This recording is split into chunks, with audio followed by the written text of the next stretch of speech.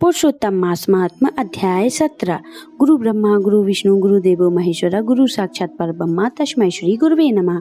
नारद जी बोले, हे कृपा करके सिंधु, उसके बाद जागृत अवस्था को प्राप्त उस राजा धनवा का क्या हुआ, सो मुझसे कहिए, जिसके सुनने से पापों का नाश हो गया।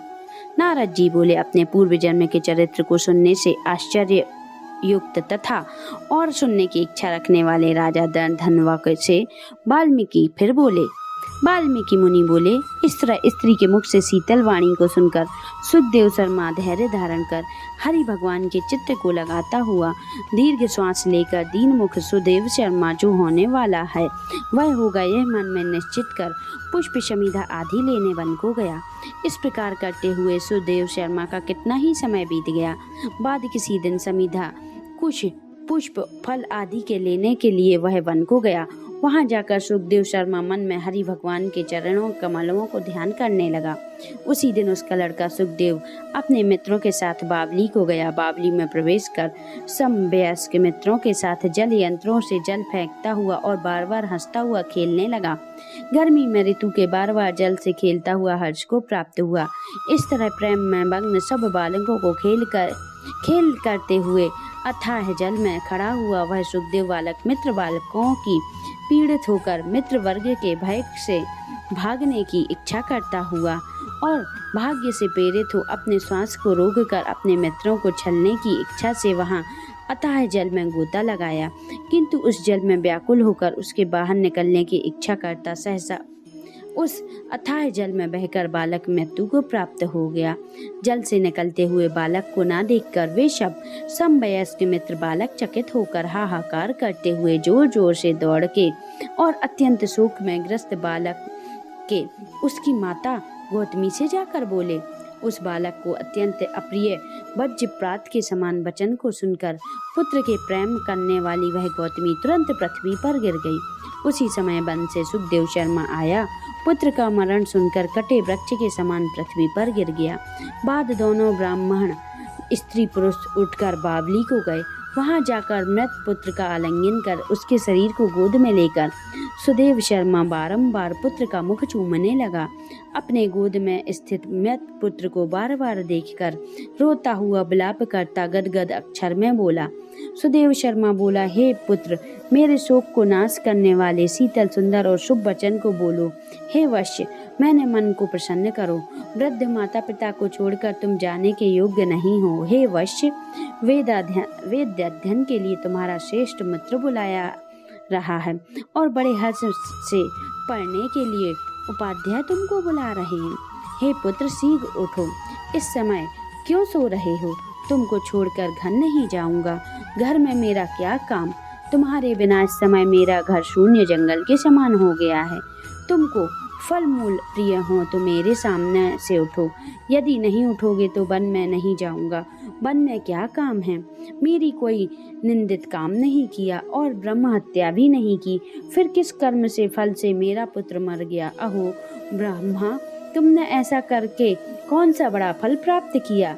हे निर्दय वृद्ध दीन, मेरे नेत्र को लेकर निर्धन का धन और दोनों स्त्री पुरुषों का सहारा इस पुत्र को हरण करके तुमको लज्जा क्यों नहीं होती? सर्वस्त्र तुम दयाल हो, परंतु मेरे विषय में निंदनीय हो गए हो, सो क्यों? अहो आश्चर्य है, मेरे भाग्य से यह उल्टा कैसे हुआ? स्वभाव से सुंदर पुत्र की खोज इस समय में कहाँ करूं? हे पुत्र, तुम्हारे मुख से सुंदर नेत्र को कहाँ देखूं? मेघ जल को बरसाता है और पृथ्वी धान्य को पैदा करती है।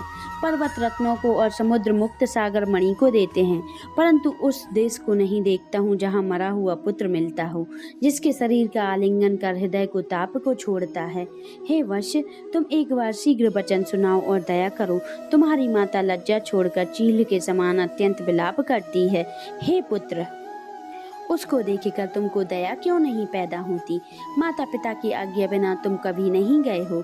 हे पुत्र, हम दोनों से बिना पूछे दूर के मार्ग को हो गए हो क्या?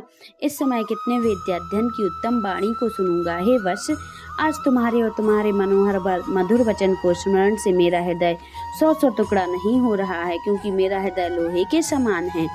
हे होलसेंद्र राजा दशरथ तुमको यह धन्य मानते हैं, क्योंकि रामचंद्र के वन जाने पर पुत्र के ताप से दग्ध में वे प्राणों को नहीं रख सके, परंतु पुत्र के मर जाने पर भी जीवित रहने वाले मुझ पर धिक्कार है। हे गोविंद, हे विष्णु, हे यदुनाथ, हे नाथ, हे रुक्मणी के प्रति प्राणपति, हे मुरारे, हे दीन पर दया करने वाले, हे दयालु, पुत्र रूप अग्नि के ताप में संतप्त मेरी रक्षा करो। हे देवादिदेव, हे समस्त लोकों के नाथ, हे गोपाल, हे गोपीश, हे चक्र को हाथ में धारण करने वाले, हे यमुना के विष दोष को हरने वाले, पुत्र रूप अग्नि के ताप से संतप्त मेरी रक्षा करो। हे वैकुंठ के वासु विष्णु, हे नरकासुर के नाशक, हे चराचर के आधार, हे संसार रूप समुद्र को पार करने के लिए जहाज रूप अर्थात संसार समुद्र से पार उतारने वाले, हे ब्रह्मादि देवताओं को नरकृत चरर पीठ वाले, पुत्र रूप अग्नि के ताप से संतप्त मेरी रक्षा करें। हमारे समान सठ दूसरा कोई नहीं है। जो मैंने देवकी पुत्र श्री कृष्णचंद्र के वचनों का उल्लेख कर पुत्र में दुराशा की, कौन अभागा पुरुष भाग्य में न रहने वाले पुत्र को प्राप्त कर सकता है। इति ब्रह्म नारदीय पुराणे पुरुषोत्तम मास महात्म्य 17वां अध्याय संपन्न। जय श्री राधे, श्री हरि शरणम। अगर आपने अभी तक हमारे चैनल को सब्सक्राइब नहीं किया है तो जल्दी से आप सब्सक्राइब कर लें, जिससे आने वाले वीडियो आपको जल्दी जल्दी मिलते जाएं, और नोटिफिकेशन बेल आइकन को प्रेस करें, जिससे आपको हमारे वीडियो का नोटिफिकेशन मिलता रहे, और लाइक और कमेंट करना ना भूलें। आप सभी को नमस्कार।